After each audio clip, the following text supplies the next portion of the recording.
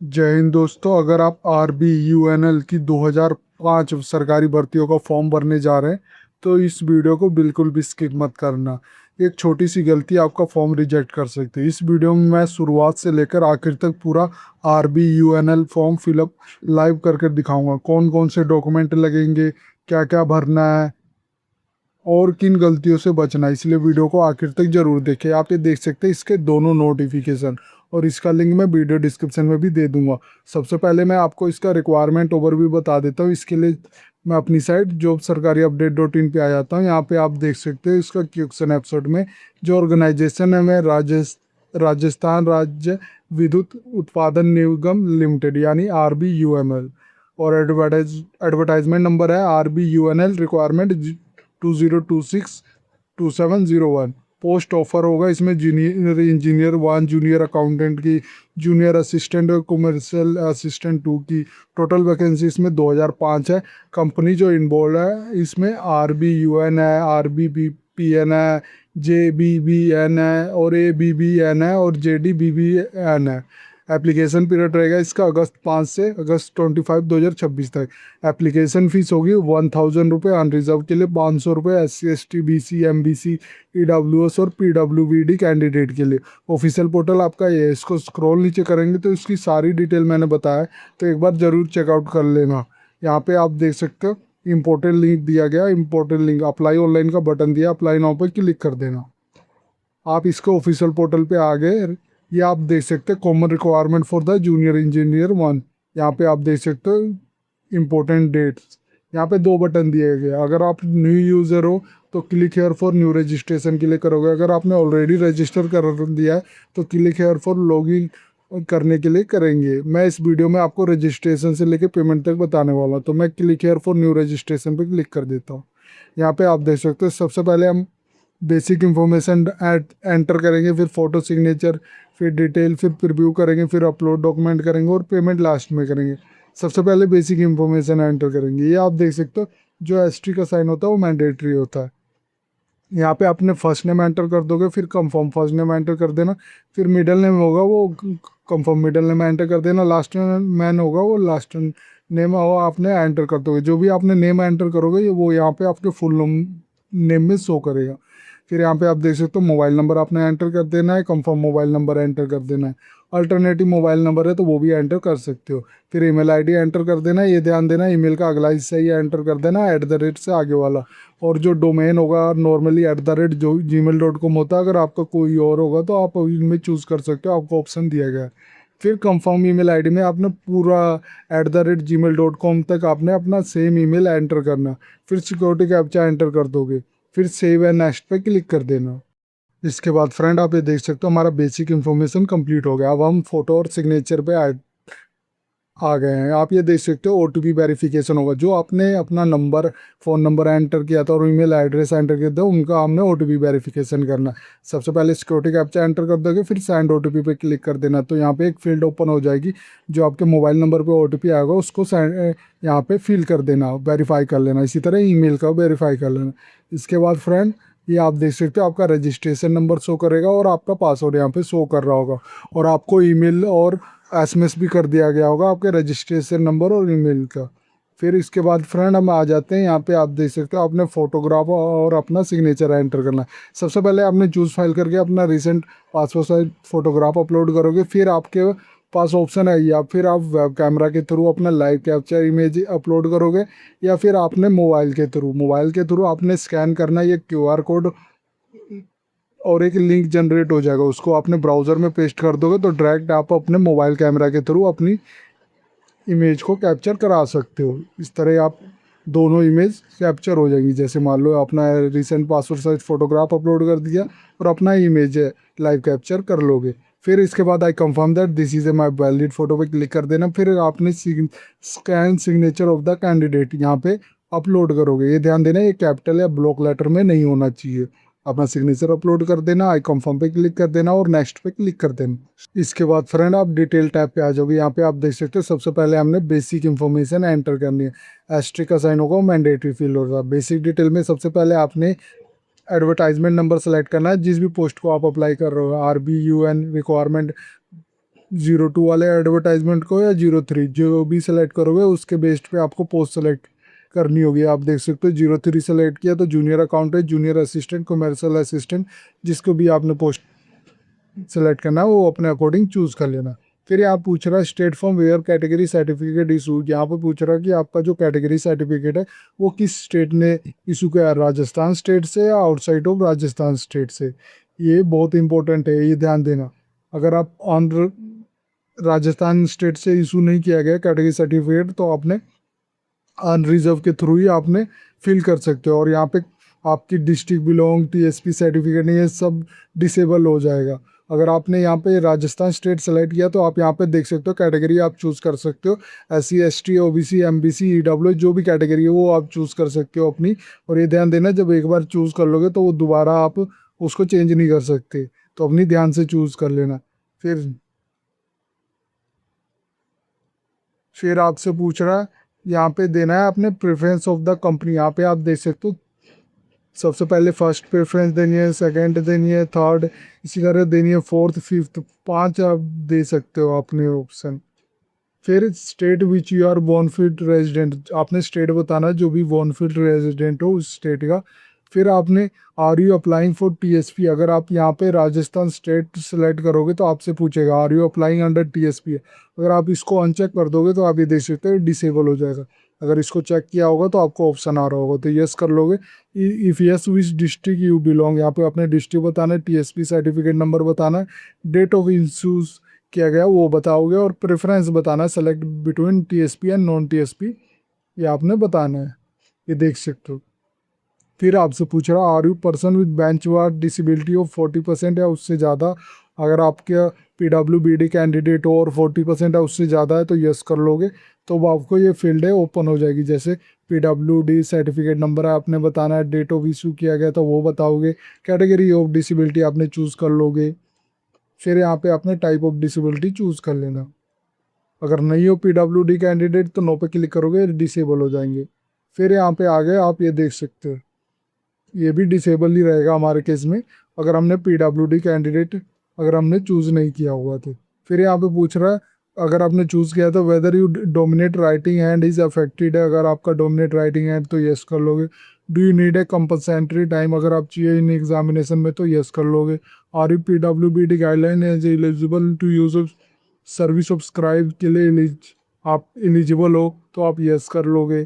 फिर यहाँ पे आप देख सकते हो नेम ऑफ द स्क्राइब आपने भर देना, आईडी प्रूफ आपने एंटर कर देना उस स्क्राइब का जिसका आप यूज़ करना चाहते हो। फिर आईडी कार्ड नंबर आपने यहाँ पे मेंशन कर देने। अगर आपको नहीं चाहिए तो सिंपली नो पे क्लिक कर देना। ये देख सकते हो स्क्राइब का ऑप्शन भी डिसेबल हो जाएगा। फिर इसके बाद फ्रेंड आप यहाँ पे आ जाते हो, are you transgender other having affidavit and certificate as per the provision of the transgender person. अगर आप ट्रांसजेंडर पर्सन हो तो यस कर लोगे, नहीं हो तो नो पे क्लिक कर देना। फिर जेंडर बताना मेल हो या फीमेल हो तो मेल या फीमेल पे क्लिक कर देना।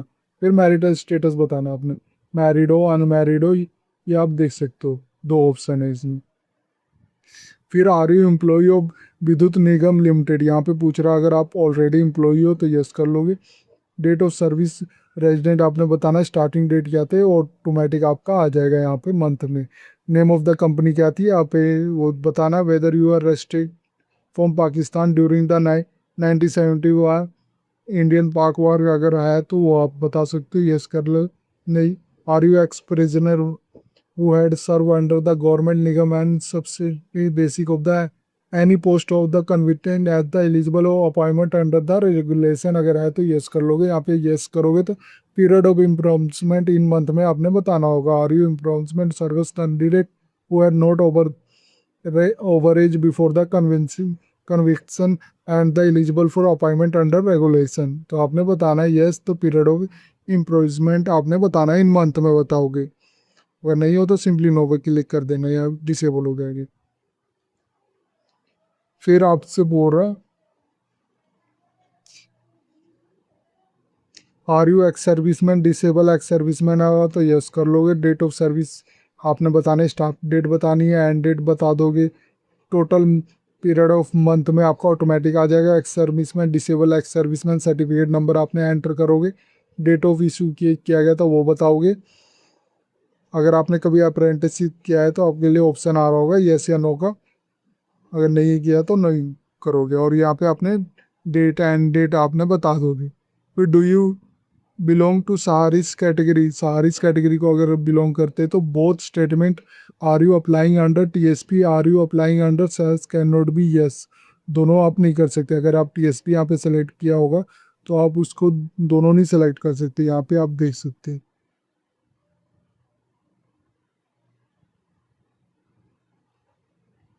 ये आप देख सकते हैं। अगर करोगे फिर एम्प्लॉयमेंट इन मंथ में आपने बताना है, ये बताइए हम यहाँ पे। फिर यहाँ पे आपने रिलीजन से बता देना है, यहाँ पे जो भी है रिलीजन्स आपका, जिस भी रिलीजन को बिलोंग करता हो। अगर आपकी रिलीजन्स माइनॉरिटी कम्युनिटी को बिलोंग करती है तो येस कर लो, नहीं तो नो पे क्लिक कर देना। फिर कॉन्सेंट टू आधार वेरिफिकेशन अगर कराना है तो येस कर दोगे, नहीं तो नो पे क्लिक कर देना। फिर आधार कार्ड नंबर और पैन कार्ड नंबर एंटर कर देना। फिर नेशनैलिटी चूज़ कर लेना, यहाँ पे इंडियन ही आ रहा होगा। फिर centre of online examination choose कर लेना, आपको 6 सेंटर चूज़ करने का ऑप्शन है, तो अपने आसपास के जो भी होंगे वो चूज़ कर लेना, आपको आसानी होगी। फिर पर्सनल डिटेल पे आ गए। पर्सनल डिटेल में सबसे पहले आपने डेट ऑफ बर्थ आपने एंटर कर दोगे। फिर आर यू ट्विंस ब्रदर और सिस्टर है तो यस करके नेम ऑफ द ट्विंस का बताओगे, जेंडर बता दोगे, मेल या फीमेल है आपका ट्विंस, फादर नेम एंटर कर देना, मदर नेम एंटर कर देना। स्पोज नेम तभी आएगा जब आप मैरिड होगे, ये आप देख सकते हो। मैंने जो सेलेक्ट किया था मैंने अनमैरिड सेलेक्ट किया था, अगर मैं मैरिड सेलेक्ट कर देता हूँ तो यहाँ पे आप देख सकते हो स्पोज नेम आ गया। यहाँ पे स्पोज डेट ऑफ बर्थ आपने बता दोगे, नंबर ऑफ चिल्ड्रन आपने बता देना, जितने भी, ये ध्यान देना 01/06/2002 से बाद होने चाहिए, ये ध्यान देना। जितने भी आप राइट करोगे, जैसे मान लो 2 राइट कर दिया तो 2 ये फील्ड इनेबल हो जाएगी। यहाँ पे अपने चिल्ड्रन का नाम, डेट ऑफ बर्थ और डिसेबिलिटी आपने बतानी है। इसी तरह आपने दूसरे चिल्ड्रन की बतानी है, अगर नहीं है तो सिंपली इसको ब्लैंक छोड़ दोगे तो ये डिसेबल हो जाएंगे डिटेल ऑफ चिल्ड्रन वाले। फिर यहाँ पे आ जाते हैं have you more than one wife या हस्बैंड लिविंग, अगर है तो यस बताओगे, नहीं तो नो पे। हैव यू एक्सेप्ट एनी डोरी at the time of marriage पे, अगर आपने कभी एक्सेप्ट किया डोरी तो यस करोगे, नहीं तो नो। फिर are you married a person already having a spouse living, ये बताओगे यस या नो में। फिर आपने बताना address of corresponding, address write कर दोगे, डिस्ट्रिक्ट बता दोगे, स्टेट चूज कर लोगे, पिन कोड एंटर कर दोगे। फिर परमानेंट एड्रेस और कोरस्पॉन्डिंग अगर सेम है तो इस चेकबॉक्स पर क्लिक कर दोगे, जो भी ऊपर राइट किया है वो नीचे ऑटोमेटिक फिल हो जाएगा, नहीं तो इसको अनचेक रहने दोगे। एड्रेस अपना एंटर कर दोगे, डिस्ट्रिक्ट, स्टेट और पिन कोड एंटर कर दोगे। Choose of address of GST invoicing, कहाँ चाहिए आपको, कोरस्पॉन्डिंग एड्रेस या आपकी परमानेंट एड्रेस में आपने चूज कर लेना। फिर बैंक डिटेल आपने एंटर कर देना, account holder name, bank account number, confirm bank account दोबारा एंटर कर देना, branch name, type of account बताना, सेविंग है करेंट है, आईएफएससी कोड आपने एंटर कर दोगे। फिर एप्लीकेशन फीस और इंटीमेशन चार्जेस ऑटोमेटिक आपका शो करने लगे जब आप डिटेल फिल कर लोगे। फिर वैलिडेट योर डिटेल कर देना और सेव या नेक्स्ट पे क्लिक कर देना। इसके बाद फ्रेंड आप क्वालिफिकेशन, एक्सपीरियंस और लैंग्वेज ऐड करेंगे, ये ध्यान देना है, एस्ट्रिक असाइन मैंडेटरी होता है। यहाँ पे जो एग्ज़ाम आपने पास किया, जैसे मान लो सीनियर सेकेंडरी एग्जामिनेशन पूछ रहा, अपेयर किया या पास किया, वो आपने बताना है। फिर आपने डिग्री सब्जेक्ट स्ट्रीम क्या थी वो बताओगे, डेट ऑफ पासिंग क्या था, ड्यूरेशन ऑफ कोर्स क्या था, वो परसेंटेज ऑफ मार्क क्या थी, और क्लास ग्रेड जो भी था, फर्स्ट सेकंड या पास क्लास थी, वो आपने बतानी है। इसी तरह ग्रेजुएट इक्विवेलेंट बताना है, आप पोस्ट ग्रेजुएशन डिग्री या पोस्ट ग्रेजुएशन डिप्लोमा जो किया हुआ है, प्रोफेशनल क्वालिफिकेशन किया तो वो भी बता सकते हो, अदर किया हुआ है तो वो भी बता सकते हो। इसके बाद friend do you process working knowledge, अगर आपके पास वर्किंग नॉलेज है हिंदी रिटर्न इन देवनागरी स्क्रिप्ट और नॉलेज ऑफ राजस्थानी कल्चर का है तो येस कर लोगे, नहीं तो नो पे क्लिक कर देना। फिर अदर क्वालिफिकेशन आ गया, डू यू प्रोसेस है वो higher level certificate course conducted by DOE CC under control of the department electronic या गवर्नमेंट ऑफ इंडिया, अगर किया है तो पास किया तो यार पास बताओगे, अपेयर कर रहे हो तो अपेयर बताओगे, नो किया है तो नो बताओगे। Do you have A certificate course on computer concept bye NIELIT new Delhi, अगर है तो आप ये बताओगे पास किया पेयर या नो पे क्लिक कर दो। Do you possess a senior secondary certificate home recognise board of a secondary education in the country, computer science computer application one of the subject, वो आपने बताना है आपने। फिर do you one subject related to computer in one semester year of bachelor degree, higher qualification CA ITT सर्टिफिकेट ICWA CS या MBA किया है तो आपने बताना पास किया है, अपेयर नो किया है। Do you process diploma in computer science में अगर आपने किया है, engineering for polytechnic institute recognise by the government किया है, तो इसके बारे में बताना है आपने।